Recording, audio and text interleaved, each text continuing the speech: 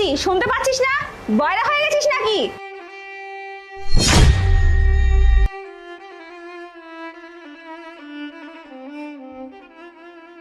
জি madam বলেন। একবার ডাকলে কানে শুনতে পাস না? শোন, তুই এক কাজ কর, ক্যাবিনের মধ্যে গিয়ে দেখ আমার একটা টিফিন বাটি আছে হলুদ কালারে, ওটা নিয়ে আয় যা। দাঁড়া দাঁড়া কি আমার মুখ দেখতেছিস? যা বলছি না, টিফিনটা নিয়ে আয়, যা বলছি। আচ্ছা, আজকে আমাদের অর্ডার কেমন আসছে? ম্যাডাম 99টা হয়েছে, 100 প্রায় হতে যাচ্ছে।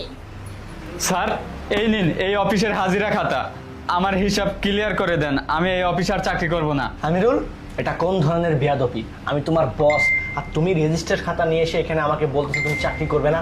স্যার আপনি শুধু আমার বেয়াদবিটাই দেখলেন, আর এই অফিসে যারা আমার সাথে বেয়াদবি করে তার একটু দেখলেন না।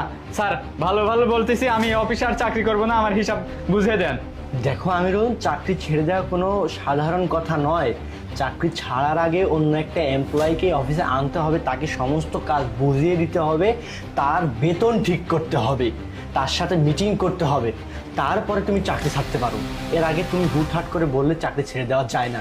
তোমার সাথে কি হয়েছে, তুমি এমন কেন করতেছো, তুমি আমাকে বুঝিয়ে বলো। স্যার আসলে হয়েছে কি, আমি আজকে যখন খাবার খেতে লাগছিলাম তখন ম্যাডাম এই নিন আপনার খাবার। ও আচ্ছা, শান্তা ম্যাডাম আপনি খাবার নিয়ে আসেননি? না, আজকে খাবার আনতে পারি নাই, তাড়াহুড়া করে চলে আসছি তো এই জন্য। ও আচ্ছা, বুঝতে পারছি। আচ্ছা শোন, তুই এক কাজ কর, তুই বাইরে যা, গিয়ে আমাদের জন্য পরোটা, চিকেন এগুলো নিয়ে যা, ঠিক আছে? আমরা লাঞ্চ করব। ম্যাডাম আমি তো খাবারটা ওই জায়গায় রেখে আসছি, খাবারটা খাওয়ারও সময় পাইনি, আমি খাবারটা খেয়ে তারপরে যাব। আমি তো সেটাই বলতেছি, আমরা খাবার খাবো, আমাদের খাবারটা আগে এনে দে, বুঝতে পারছিস? আমরা খাওয়ার পর তারপর তুই খাবি, যা। না ম্যাডাম আমি যাব না, আমি খাবারটা ফেলে রেখে আসছি, খাবারটা খেয়ে তারপরে যাব। বেয়াদব কোথাকার, মুখে মুখে কথা বলিস। আমি আগে বলছি আমাদের খাবার আগে নিয়ে আসতে হবে, আমরা খাবার খাবো তারপর তুই তোর খাবার খাবি। কথা কি কানে যায় না? যা বলছি।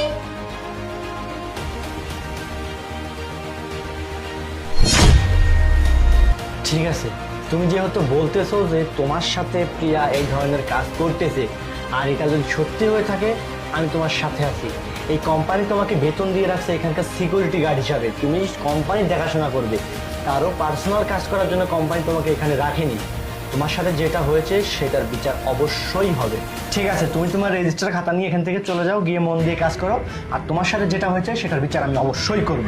স্যার আপনি যেহেতু বলতেছেন তাহলে আমি চাকরিটা ছাড়বো না।